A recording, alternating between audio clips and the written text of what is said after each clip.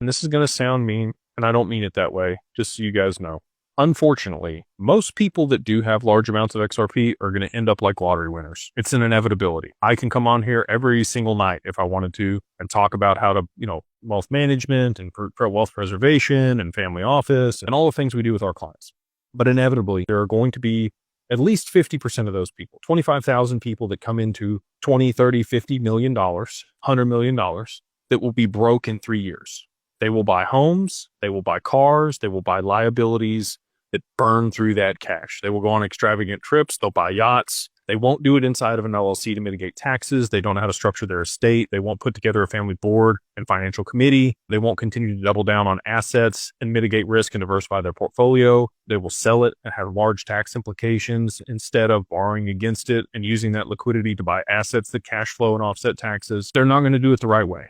And I'm hopeful that even if you guys don't work with us, I try to make it simple. We do a lot of cool stuff at Digital Ascension Group. Even if you don't work with us, the main takeaway, if you can take something away this evening, is just to start educating yourself on how to protect your wealth over the long term, insurance, trusts, structures, the right professionals, curating that group around yourself to make sure that that doesn't happen to you. That is the gift and the contribution that I would like to make to the XRP family. Not even the business and what we're doing, just that people start thinking about that now and realizing that that's a real thing and trying to mitigate that risk for them and their family so that they do have this wealth over the long term and they don't burn through it.